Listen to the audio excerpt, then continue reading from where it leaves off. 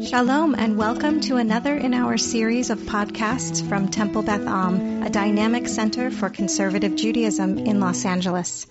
I think the first topic, which a few people just mentioned as a shocker, which I would actually say is not a shocker to me, was the story of Nazi's brother with Rabbi. And his, right, I think, again, I'm sort of forgetting which episode, what episode one sort of cuts off, episode two of the season, episode one that we watched. When Roi and Nati were meeting with their dad to talk about planning something for their mom, right? Which I think was in the first episode. Second episode. Yeah. I noticed, I was like, oh, Roi seems to be wearing a velvet kippah. He's looking, that could just be coincidental, but that's velvet kippah typically is Haredi. So I just sort of noted that and was like, that's interesting that he's wearing a velvet kippah. He used to wear a kippah Srugim, right? That's the show, Srugim, which is more identified with modern Orthodox. And then all of a sudden, the next thing we know, he's getting married and, right, to a woman, chick-chock, like that. I should note, this is actually very common. It's okay, Karen. It happens in the first 10 seconds. Yeah, it's okay. Yeah. Keep going. So this is actually, most, I shouldn't say most, many people who grow up in the frum world and are struggling with questions of sexual identity along their journey go different directions. And I know a number of gay Orthodox men who at some point in their journey went sort of Haredi, and then often eventually then sort of went the other direction and realized, okay, I can't do that. I think one of the challenges just generally of modern Orthodoxy or Dati Le'umi, kind of religious Zionist living of the sort that we have in Srugim is that there's a lot of gray, as we've spoken about a lot, right? There's a lot of, when it comes to Nagia, touching and relationships, there's just a lot of grayness, which can be very complicated for people who are struggling kind of with their own internal grayness. And so it is not uncommon for people who say, I want to be frum, I want to live this life. I'm, attracted to people of the same gender. What do I do to say, okay, you know what? I need to sort of get rid of this gray in my life and just go black and white, Haredi, and then potentially marry a woman. I know a few people who went that step. Most of the people I know didn't end up marrying a woman. But I think this is, even though it might seem shocking in certain ways, it's actually not uncommon as a part of the journey of someone goes towards sort of self-acceptance, to sort of say, okay, I need to live a life that has fewer question marks and less room for questioning, and just kind of this is what I'm supposed to do and this is what I'm going to do. So this is why it was less shocking to me. And I think to add, so Michael says it seems that marriage is potentially fraudulent. I wonder what the wife knows or doesn't know. She talked about how her friend's husband learns with Roi, and so I was wondering if that was one of Roi's kind of gay friends who he learned with and that kind of thing. He also at some point, if you remember, he talked about he said to her, thank you for everything. Right? She gave him something and he said, thank you. And she said, oh, no, it's no problem. He said, thank you for everything. Which almost to me made it seem I know. She knew she was taking on more than most people would be willing to. Maybe. I could be wrong though. So. I think you're right. I'm surprised that you picked up on that, but I think you're right. Okay. No, I'm just saying, I usually I'm the one reading into those moments, and I'm surprised that you read into that. But I think that is what we are meant, whether it's true or not, it's what we're meant to imagine is happening in that moment. That she at least knows more than then we are aware that she knows at this point of who he is and what kind of compromise it probably took for them to be married. I would also just say to what Rabbi Pernick just mentioned that I think that it is, I don't know that it's fraudulent, because I think that the way in which he believes, similar to what Rabbi Pernick mentioned, in terms of finding this world to now have more stricture, more boundaries, whatever you want to call it. I like the idea of saying black and white, because in the Haredi world, that's all you're saying. Well, they even talk about, what do you call it when someone does that? And they're like, all right, there's like blackified, right? Like that was like the term that they, right? Yeah. Yeah. But that, I just lost my train of thought. Oh, that it's possible that he believes that by taking on this new religiosity, that he's now more open to the possibility of being married to a woman, even if it's not 100% that he is attracted to her like he is attracted to men. So I don't know that it's fraudulent or if it's just naive, but I don't think that he entered the relationship believing that he was kind of duping her into something that that he doesn't at least believe himself he's involved in. Mm-hmm. Renee, did you want to say something? You had your hand up. I was going to say a lot of what Rabbi Pernick already said, but I was kind of also curious when she said, thank you for everything, if maybe she doesn't have her own kind of baggage, which we don't know yet what that might be, and that maybe she's part of the double duping or whatever, like they're each filling that shtick for the other. Because otherwise, he could have just stayed with what's her face? Right. Yeah. Maybe she can't have kids, right? Which in the Haredi world is really difficult. Maybe. So she's pretty. It would be surprising if she knew that. I feel like. I mean, what if she didn't know that even before marriage? I guess that's true. Okay. I mean, it's definitely true. I don't know that. Well, we know he wants kids, actually. So. No, all I'm saying, okay, anyway, sorry I brought it up as an example. Yeah. All I'm saying is that maybe they're in agreement with Renee, maybe there is something about her own status of being a wife that she knew was going to be difficult for her in that world, and therefore marrying him where he was going to have difficulties getting married in any of the Jewish realms that he's dabbled in. Maybe this was a really good shidduch. We don't know yet.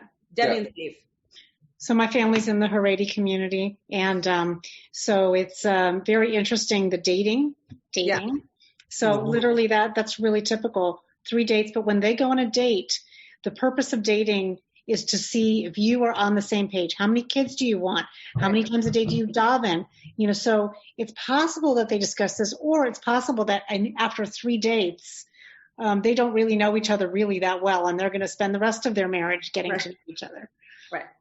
Right. And I think in certain ways it also makes it easier than like the situation with Reut where they're dating for like months and he's sort of like doing all this back and forth and he has like time to think about it. In some ways it's easier just sort of as you're saying, Deb, you just be like, okay, I'm going to do this, 3 dates, done, marriage, whatever, and like I'll figure it out. But I'm sort of committed now as opposed to with, like with Reut, it's sort of like they have to figure it out. You have to figure out, am I going to do this? Am I not going to do this? Now it's like, no, I did it. Now it's a done deal. And like, we'll spend the rest of our lives figuring out how we make it work. But it's no longer a question about whether we're going to do this or not. Neither seem to be really the model for how to go into relationships. Super great models, I would say. That's It's Rabbi Pernick's model, the 3 date and get married model. Yeah, it's the best. Yeah. Any other thoughts on this particular topic? We have one more topic. So, somewhat related. What was the whole thing with Reut going to the Sheva Brachas? Do you think it was just for her to see what she lost out to? I think it's her group of friends. I mean, it's awkward, and I think she was curious, to your point, but those are her people. So if she didn't come, I think sometimes when you're in those situations, it's even weirder if you don't go, as opposed to if you do go and you just kind of suck it up. I think that's what she was trying to figure out. But yeah, there's curiosity. But I mean, it's not like it was a Shabbat dinner that the whole chevra were getting together for Shabbat dinner. This was a Sheva Bracha specifically for him. Yeah, I think she was curious. I think that was the main reason, is like, let's see, what does she have that I didn't have, kind of thing. Like, I think it definitely was strange for her to come, I think. But no, to have like your immediate, most recent ex-girlfriend come to your Sheva Bracha feels strange. Okay. Yeah, they are friends, but I don't know. This feels quite... Yeah, Michael. I have a techie question for you, Josh. We've discussed Sheva Brachot between Srugim and in Talmud a lot in the last 6 months or so. And I thought the general practice nowadays, and obviously not in the Haredi community, is that Sheva Brachot is the first part of the marriage ceremony, and it's all done together. So and I know this is not. Is this a Haredi custom? Is different? No. So good question. That was one of the other topics we wanted to talk about with Sheva Brachos. Sheva Brachos are two different things.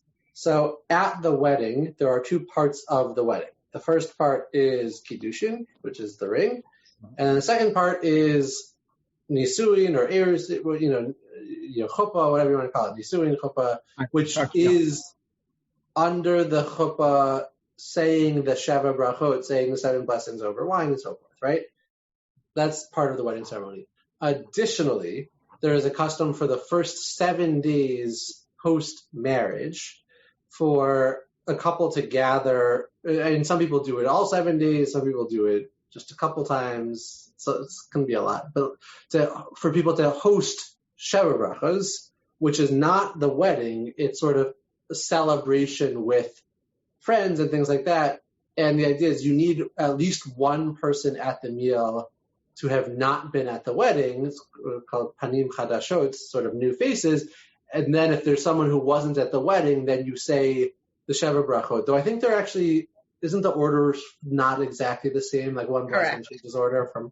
So it's that when people talk about Sheva Brachos or Sheva Brachot, typically they're not talking about the wedding. Usually they're talking about those post-wedding get-together meals. And sometimes people host like huge Sheva Brachos. I'm like, I'm going to do a smaller wedding, and rather than like inviting all of these different groups, I'm going to like travel around the country to different places and do that kind of thing. So it's also a great way if you're having a wedding in one place where maybe the bride is from, but the groom is from another place, then you travel to where the groom is from to do the Sheva Brachot for a week. And that way the people who couldn't travel, maybe the family that couldn't travel, they now get to be part of the wedding celebration just as well. It can be very exhausting though, if you're like right, you're newly married and all of that, and now also traveling like every day.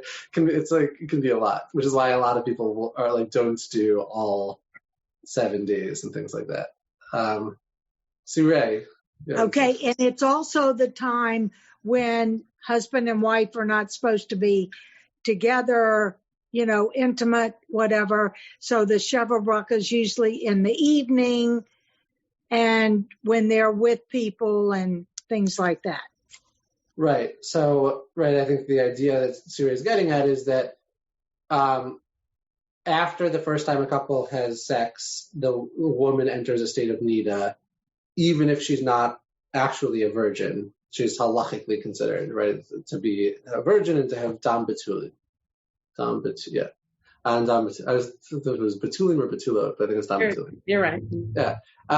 And so as Surey is touching on, like, so sometimes it's kind of like, okay, well, now they can't be together for this next week. Let's like just keep them occupied and have a meal and celebrate and stuff like that, because like they're not able to touch each other anyway. I hadn't heard that as a reason, but I've wondered about that. So like that. It's funny that you say you had never heard that as a reason, because the reason I'm chuckling is because that's always the reason I've heard.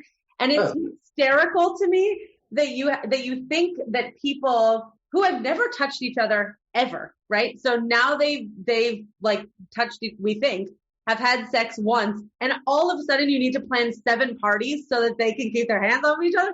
That is ridiculous. Well, it's also, this has come up. It's come up a number of times in Talmud class where I've spoken about how like often people actually don't have sex the first night. Correct. Because of the fact that like they've never touched each other, much less like been sexually intimate with one another. So often actually people don't have sex the first night. They're like, let's spend a couple of days like developing some sense of physical intimacy before now then having sex and needing to be apart for 12 days, you know. But Sue Ray is correct that is one of the reasons that, even though I'm making fun of it, it is one of the reasons that people make it into such a big deal, because if you're not supposed to be intimate with your partner, you at least can do all these other things that will bring you joy and you know, happiness surrounding your life as a married couple. The order is different. It's also different from the chuppah to Birkat Hamazon at the wedding. The first time I was ever asked to do Sheva Bracha at Birkat Hamazon, I had done it many times under a chuppah, and the first time I was asked to do it at Birkat Hamazon for my best friend's wedding, I was completely thrown off because I had never seen the order, and I knew the words because I had said them before, but never in that order. And sometimes when you know things kind of by just doing them like muscle memory, you just get flustered. And I was sitting right next to my dean, who then told me that I should go over it the next time that I'm asked to do Birkat Hamazon in public. And I was like, thank you. I've been a rabbi for 2 years, but thanks. She meant very well. She's a lovely lady. I like her a lot. Okay, Norm. The Rebbetzin Jungreis used to always talk about that as a principal reason for doing the Sheva Brachas, but usually one doesn't hear about them at the wedding under that name because it's just part of the ceremony. The exception would be the time I went to a wedding in Cleveland where they did Arba Brachas. It was a Reform service, and they had eliminated all of the references to Eretz Yisrael. Oh, interesting. I thought you were making a joke, and I was like, I not understand something about it? Was the Arba Brachas. I remember coming back and telling a friend that the cantor did a beautiful rendition of the Arba Brachas, and she says, the Arba Brachas? Wow. And I said, yeah, Arba Brachas. Wow. Interesting. Yeah. Oh, Karen, do you not understand what that means? Is that why you're doing that? So the Sheva Bracha means 7. So there are 7 blessings. And then what Norm is saying, which I thought probably you were making some kind of like sports joke that I didn't understand about Cleveland, Ohio.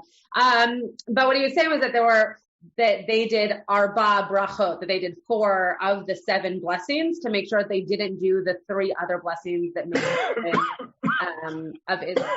So I can't think of the third. What's the third one that mentions Israel? I don't remember. I was just so astonished by the whole thing that remembering it is what really stuck in my head. Norm, if I may, why would they skip? That's strange. Am I sounding naive? But it sounds awfully strange to me. At one time, many Reform congregations were not comfortable with Zionism, and I suspect that's where this custom originates. In the particular case, these people belong to what in Cleveland is called the Temple, which was founded by Rabbi Abba Hillel Silver, who was one of the leading Reform Zionists in his day. So I don't know why they did it that way, but that's what they did. It's interesting. It's interesting because I'm looking at them right now. The last 3, well, number 5 and number 7. So, but both say things about Israel. Well, 5 says Zion and 7 says Yerushalayim.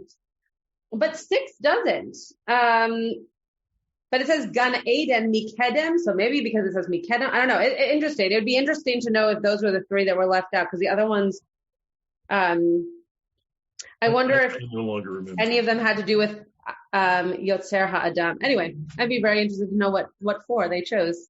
If Rabbi Pernick's father was here, maybe he would know what 4 they sometimes choose. That's funny. Well, I actually sent my Rosh Yeshiva a question from my dad today. He said he's officiating at a wedding where the bride,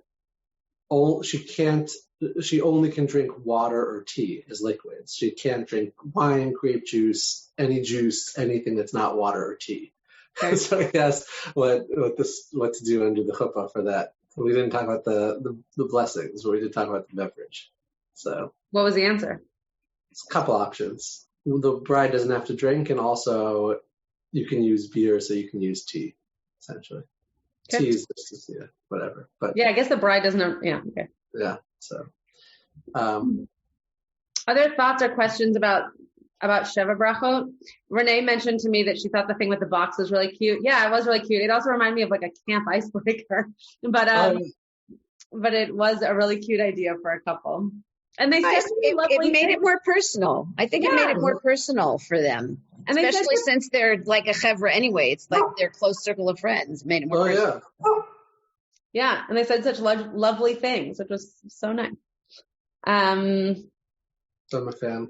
Did anybody, this is not Jewish or halachic, I just am curious, did anybody think it was bizarre that Hodaya announced her engagement and Amir and Yifat announced that they were pregnant at someone else's Sheva Brachot? Did anybody else think that was weird? No. Well, once one did, then the other one, it's sort of like, okay, everything's. Wait, Denise didn't think it was weird. Yeah, I'm sorry. It's my first time on the computer, so I don't know how to raise my hand digitally yet. I'm trying, and I almost left the meeting by accident. But no, I thought it was really cool because it was sort of like this feeling that joy is effusive. And like one person feels happy and open, and it just sort of filtered out. And then the more that they shared, the more close they felt, and then that created more sharing and love. And I love that. That is not how I felt at all when I watched it. So that's a lovely way of thinking about it. It would be different if it was like at the wedding. I feel like at Sheva Brachot, it's sort of a secondary celebration. I feel like that's fair game to me. That seems fair game. Just like announce all of your life stuff. Like, don't do it at someone's wedding, but at someone's Sheva Brachot, I feel like it's fine. Yeah, I know somebody who did it at a wedding, and it was like awkward. Yeah. Rules to live by with Rabbi Josh Pernick. That's our next class. I should just teach that as a class, just like. Yeah, we'll talk about it. Okay, Debbie and Steve. Well, so, I mean, while it was sweet and lovely and all the simchas and all that, both the men were feeling very unhappy that their spouses were not announcing their simchas, because it made them think that, well, do you really want this? I mean, you won't tell your friends, your best friends? Mm-hmm. So, and I did feel bad for Ruth. Yeah. Yes, I did, Denise. That was the first thing I told him. Denise just asked me if I told you about the brachot teaching from Shabbat. I don't think you said what it was, though, but I can send it to you. The sushi piece. Did anybody have any thoughts about Rayut allowing, I don't even know her name. Did we ever know her name? Rivki. What was it? Rivki. Really? Yeah. I've never heard that. Right. You'd think that'd be a name. I don't remember. Anybody think of how that, so did everybody catch what was going on with the sushi? So they needed, when I watched this, I texted Rabbi Pernick, no one needs Haredi sushi. That is like the most ridiculous thing in the world. Of course you need Haredi sushi. No, bugs and fish. There's a whole thing about bugs and fish. Okay. You don't need Haredi sushi, but... Only buy Haredi sushi. No. But what happened was she didn't bring Haredi sushi. She brought... What did she say she brought? Mahadran? She brought kosher. There is no Haredi sushi. Meaning the only sushi place is not under her. Yes. Right, correct. So Sushi Rehavia, I assume that's what they got it from. I lived across the street from Sushi Rehavia. There's a few of them, but yeah. Yeah, okay. And she brought it and she was told that they couldn't put it out because it wasn't what's called badatz. Fine, great. But then it was still in the kitchen. And this now Haredi couple came in and the wife was very excited there was sushi and Rayut prompted her to eat it. And I was just curious if people had thoughts about that. Norm, did you want to say something? You don't have to talk on this topic, but did you want to say something? Yeah, isn't there a custom of not announcing that you're pregnant? That just at some point in time it'll become apparent, but that people don't announce it because it's it's bad luck or tempting fate or something? In Judaism? Yeah. I've never heard that specific in Judaism. I know, at least in my circles of both friends, and I remember this with my own mom, because there are 3 kids that came after me, that there was a certain time in which they wouldn't announce that they were pregnant, like for health reasons. But I never knew that to be a Jewish thing, but maybe someone else knows. I don't know. Because it seems to me I knew people who wouldn't buy baby furniture or other equipment before the baby was born. Yes. Yeah, there's all kinds of like ayin hara kinds of things like around that. Yeah. Yeah. Around buying furniture and yeah. But I don't know if that's the same as telling. Like I know that like my mom never had a baby shower, for example. So stuff didn't come into the house until there was a baby, for the same like superstitious type reasons. But I don't know if that's the same category as telling. I don't know. It'd be interesting to look into. I've never heard that before. I mean, I think it's part of the reason, like, when someone says they're pregnant, you don't say mazel tov, you say b'sha'a tova. It's kind of like, it's all, right, like, sort of, it's not a done deal. You know, it's, may it all work out kind of thing. You know, don't usually just say b'sha'a tova and not say mazel tov about that? That's what he said. Yeah. So it's less, it's sort of the opposite of school, right? School is like for good things. I don't think it could be bad things. More like the ayin hara. Yeah, there's like things about not buying, not overly preparing for a baby because something bad might happen. Also, even by birth, keep in mind, like, childbirth had a much lower success rate back in the day than like in our day, thank God. Like, women used to die and children used to die in labor much more frequently. So like it was like really like don't like it made sense. Like don't overly prepare. You don't know what's gonna happen. So yeah, Esther, do you want to say something? Just unmute first so we can hear you. Yeah, I had a few questions. First of all, about the sushi.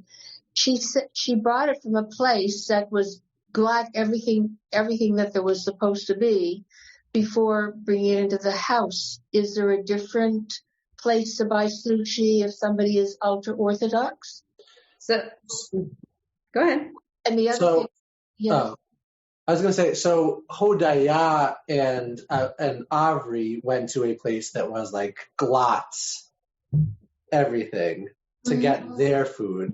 With Re'ut, basically, Nati never said anything to her about, Re'ut didn't know that he had become Haredi and married a Haredi woman. So Re'ut, as opposed to Hodaya, who was told that and made sure to buy glots, etc., Re'ut was just like, oh, he got married, let me pick up a sushi platter. But it was just regular kosher. It wasn't, maybe it was whatever, Mahadra ben Apadat.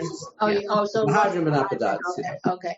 And the other question about not buying baby furniture and things like that, is that, I'm not announcing the pregnancy. Is that superstition or is that halacha? Superstition. Definitely not halacha. So we say like ayin hara is like the evil eye, right? I know. So that anything ayin hara related is I would put in the category of superstition. So it's not a law. I mean, I know that very, very religious women do not announce their pregnancy until they sort of have to. Oh, I've never heard that actually. Yeah, I have also never heard that. Yeah, well, I did know that. So. Thank you. Yeah, Denise. Just to chime in on the hiding pregnancy thing, it's a big thing.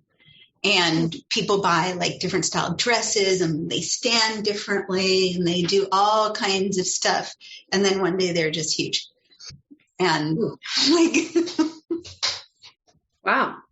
Yeah. And there's like a lot of effort put into concealing the pregnancy. And also the number of children. That like, is this your first pregnancy, or are you having a boy or a girl? That kind of thing. All they of that. Never know that. They never know that. Well, they know how many kids they have, but they don't know. Yeah, hopefully. Yeah. Hopefully, they know the number of kids. It's funny because so my sister did something different for each of the kids. So for the first, they didn't find out what they were having for my niece. And then for my nephew, they found out and did like a gender reveal thing, I don't know, 4 months. It was in like Thanksgiving and he was born in March. So like 4 or 5 months and they did a gender reveal. For this one, they found out but didn't want to tell anyone, which is like a really, really hard to pull off / kind of. And they were bad at it. Yeah. But it's like when you're planning, when families trying to plan like when they're coming into town, like there's a difference between saying it's going to be on the 8th day versus like we can do it whenever, it's like a pretty. Though I will say, at least in egalitarian communities, which I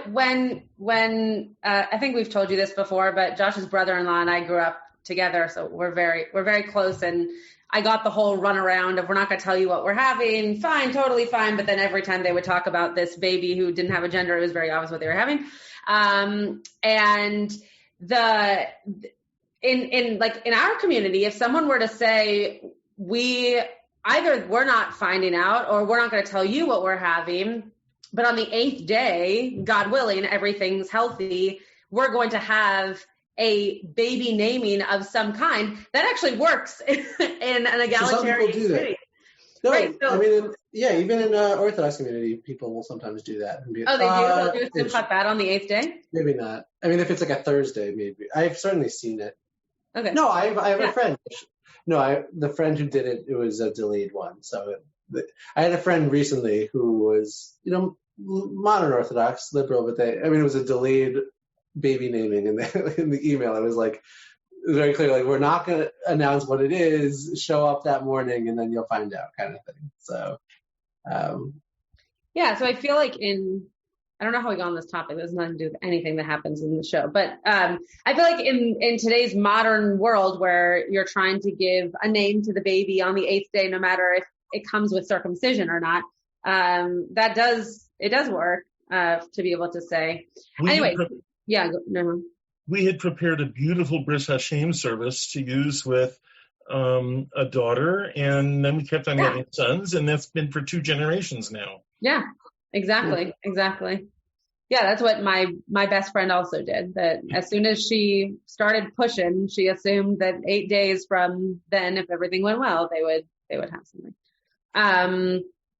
All I was going to say about the sushi piece, and this is the reason I brought it up, is I think that kashrut becomes kind of a way of overemphasizing your religiosity in a way that's not necessarily important to flaunt.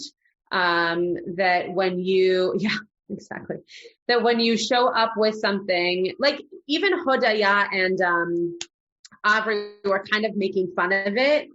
They kept saying, like, this is the utmost kosher, right? They were using it, the actual terms, but when she got back into the car and he said, "What do you have?" She said some kind of schnitzel, I think, and sushi, but she was like, "Oh, but it's like the glatt kosher badat, like the most kosher of anything," and she doesn't care what she's eating, right? So there is a little bit of like I don't know what the word is. Like there's a way in which you insert yourself as a religious person or as a knowledgeable person or not, based on the level of kashrut that you keep. And in that moment where Rayu really prompted the wife to eat the sushi, I mean, I personally would also eat the sushi. There's nothing wrong with it. But the fact that she knew by that point that it wasn't okay, that's not the right thing to do. Even if you believe deep down that sushi is like the most kosher bite you'll have all evening, it's not okay if someone else's values are different than yours to assert yourself in a way that they're trusting you, and you've now broken that trust. So I did not like Rayut in that moment. Whether or not I think that the idea of like Haredi sushi is necessary, which obviously I don't, I still don't think that it was the right thing to do, even if I believe it to have been a kosher piece of sushi. Well, one thing that I think is interesting is they touched on how like there is no badat sushi. Right. So like, it's interesting. Like, I wonder what Rift. Oh, that she ate it, you mean? in seeing a sushi platter, that she's not like, where did you find sushi? Like, there is no Haredi but not sushi. She's like, oh, sushi. Maybe like, she's called tshuva and doesn't know. Well, that could be. I mean, maybe she just assumes that if everybody else is bringing this, a meal of a certain standard, that this person who's lived this life longer than she has, brought something that she could eat. Yeah. I don't know. Yeah, Denise. I feel like this is something Rebecca would say if she was here today, but it was sort of mirrored in a way. Having her sample a food that was forbidden was like a little bit like what was happening, behind the scenes. Yeah, that's a very good connection. Interesting. Or maybe a little bit of Rayut saying like, I got to, I mean, it's not clear that the woman knows that Rayut and Roi had any kind of relationship. She for sure doesn't know. Yeah, so. I was sure. I don't know. No, I agree. Yeah, I don't think she knows. It didn't also because she doesn't think in terms of people who've gone out on dates more than 3 times. Right. Ever, so. But also, like, it's interesting because in that Haredi world, I was like, people don't have cross-gender friendships. Like, even the fact that, like, and maybe that's why Roi was so nervous. He's like, it's strange that like you're friends with these people, but but then she ended up being totally cool with it, which was like kind of surprising actually. Like, okay. Oh, you mean that he had female friends in that group? So like part of his social chevra in Jerusalem was like half male, half female. Like that would be very strange. And not all religious. Hodei, I was wearing pants. Except that she commented how Avri is a Yirei Hashem, Which I loved. I loved that. You're laughing. I thought that was such an endearing moment. Oh, yeah, absolutely. Because I think that it like, in one moment showed just the complexity of what religious life is, right? You can believe that you have to eat badat sushi, which I still don't understand. And you can believe... Fish can have bugs in them. Okay. And you can believe that you have to wear your wig now a certain way, or you have to have clothes down to a certain length and all these things. You might have all of those rules, but that you can still see a person who's clearly secular, who's trying to make an effort, who loves his partner, who's a good person, and see the godliness in him. And that, I loved that line. I thought that was such a powerful moment. And I think we don't know yet, but it's possible that she really just said it without knowing much about him at all, and really just reading into his character. Thank you for bringing that up. I totally forgot about it, and I loved that moment. We've now brought up 3 topics, which Rabbi Pernick didn't know that I was going to bring up the sushi topic because he would have told me not to. I figure we'll kind of go, yeah. I sort of assume. But, okay, so we first talked about, Debbie and Steve. So I just want to go back to this whole thing. When I was growing up, there was no Pas Yisrael, there was no Halav Yisrael. And I feel, and like when we come up to LA and we go buy kosher meat, there's the Beit Yosef, and then there's all these different ones that have been blessed by different rabbis. And I feel that rather than bringing the community together, it separates us, and it results in some people feeling superior to others because they can only have Jewish hands touching it. 100%.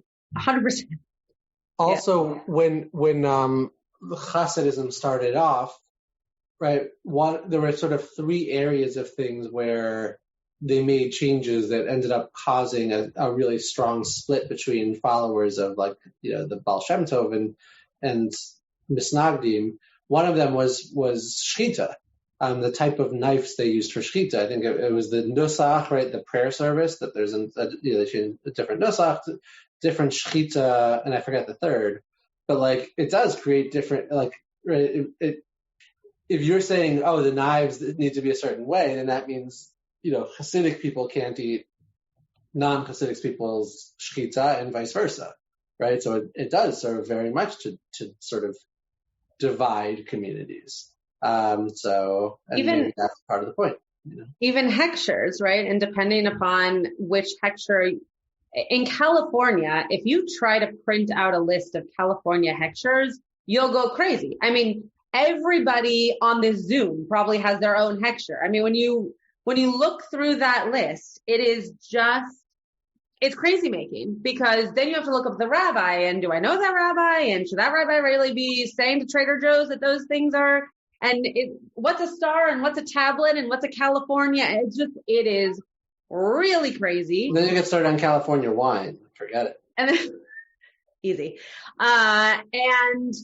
And when you go to the different, what I thought you were going to say, Debbie, is when you go to the different restaurants in Los Angeles, really anywhere, but kosher restaurants, one of my favorite things after I learned about kashrut in rabbinical school, like really learned the halacha of kashrut in rabbinical school, my favorite thing is when a dairy restaurant says glatt kosher.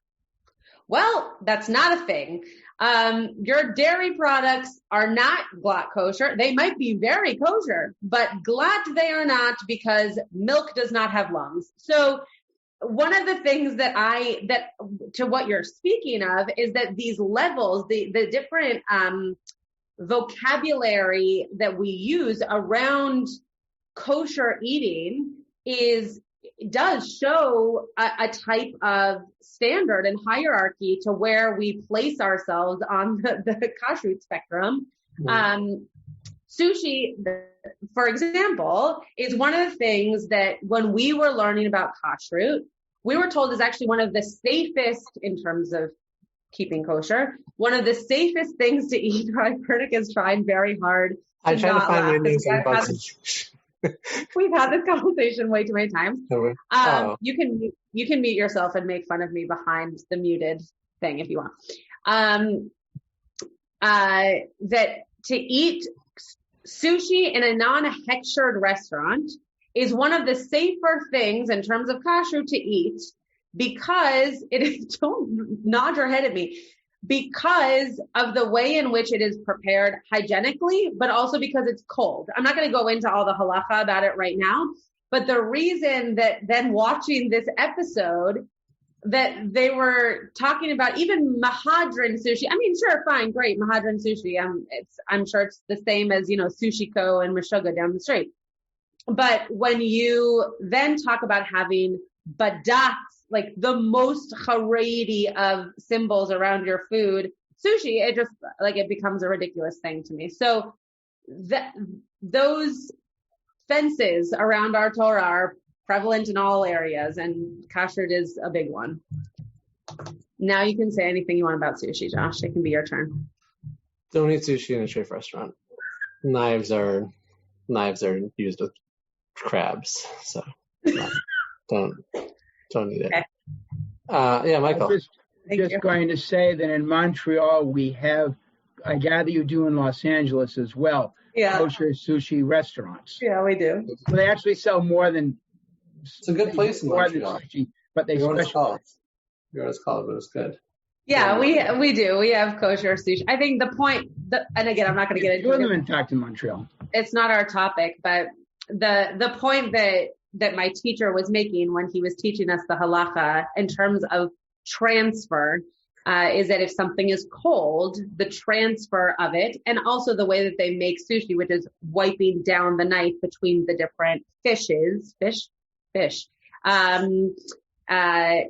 is sufficient for something that's cold as opposed to something that's hot. So like if you were to eat like a tempura roll, that's a whole different story. But if you were to eat, just stop shaking your head. But if you were to eat like just vegetarian or just fish without anything hot, it's a different type of transfer. And Rabbi Pernick says it's not true, but he can take it up. If you were Sephardi, it would be true. If you're Ashkenazi, it's not. Oh, you don't know. I'm saying if you're Sephardi, it's true. If you're Sephardi, that's fine. If you're Ashkenazi, knives, there's an idea that even when it's cold, knives, because they exert pressure on something, absorb taste and transfer. But why if you're Sephardi, it's okay? Sephardim are lenient with colds, are more lenient when it comes to knives with cold things. So I know there's a conversation I had with a friend who's Sephardi when I lived in Charleston, because a lot of people go to a fish market in Charleston to get fish, and they actually had a kosher knife and cutting board set. So like when people came to get, fresh fish to get it filleted, they would go and they had their own knife and cutting board or whatever. And this Israeli Sephardi guy was very frum, but he said to them when he was like, for me, you could just wipe it down. You don't need the separate knife, because Sephardi hold that as long as the knife is wiped down, you can use the same knife for treif and for crab, and then for tuna. Tilapia. For Ashkenazim, not the case though.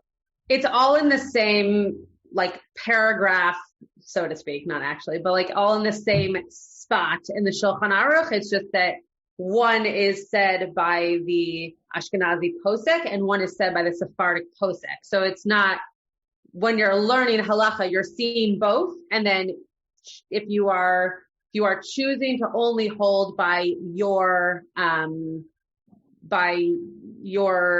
genealogy, I guess, then you would only hold by the Ashkenazi on all things. You can't pick and choose. And if you're going to hold just by halacha, which is in the Shulchan Aruch, then you would have both opinions in front of you. Right? Because I had a very fun time with me making all of this psak. Okay. Anything else I can say that Rabbi Pernick will disagree with? It was something I was going to say kasher-wise before, but I don't remember what it was. So, not about fish, but. They made a point of the kitchen, though, of mentioning of serving only the vegetarian sushi. Yeah. She asked about the vegetarian sushi because she was pregnant. And the fish sushi. And the other thing I thought was interesting is when Reut suggested that she dip the sushi in the sauce, which Reut had used in the kitchen with fish and everything else.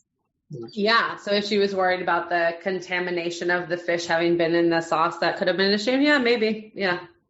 I think the issue of her eating the sushi period was a big deal, but it's possible that she wouldn't have wanted to use the sauce either. Okay, well, have a great week. Enjoy wherever you're going to eat your sushi, and we will see you soon. You have been listening to another in our series of podcasts from Temple Beth Am, a dynamic center for conservative Judaism in Los Angeles. If you enjoy these podcasts, we invite you to write a review on the Apple Podcast site or wherever you get your podcasts. For more information about Temple Beth Am Los Angeles, go to tbala.org.